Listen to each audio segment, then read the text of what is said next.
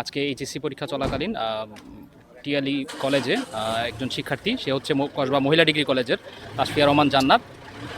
সে হচ্ছে টেস্ট পরীক্ষায় অ্যালাউড হয়নি। অ্যালাউড না হওয়ার কারণে সে একটি ভুয়া অ্যাডমিট কার্ড তৈরি করেছে, নিজেই তৈরি করে এই টিআলি কলেজে এসেছিল পরীক্ষা দেওয়ার উদ্দেশ্যে। তাও কলেজে ঢোকার পরপরই টিআলি কলেজ কর্তৃপক্ষ তাকে আটক করে আমাদের খবর দিয়ে আমরা এখানে আসি, এবং আসার পরে তার সাথে একটা সহায়তাকারী ছিল, মানে একজন ছেলে, তার নাম হচ্ছে ইনজামুল। সে তাকে এই ভুয়া আইডি কার্ডটি তৈরিতে সহায়তা করে।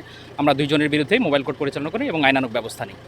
ঠিক আছে, উভয়কে আমরা 20,000 করে জরিমানা করেছি, মোট 40,000 টাকা জরিমানা করা হয়েছে, এবং জরিমানার অর্থ ওনারা তাৎক্ষণিকভাবে আদায় করে দিয়েছেন, এবং ওনারা মোচলেখাও দিয়েছেন যে সামনে ওনারা এই ধরনের অপরাধমূলক কার্যক্রমের সাথে জড়াবেন না।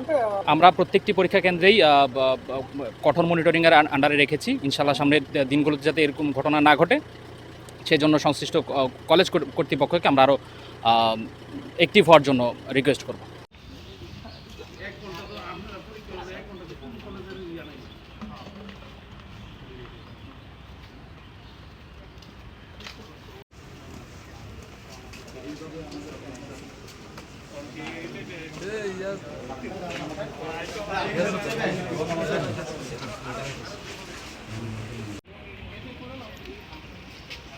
এই যুগে এইসব চলে।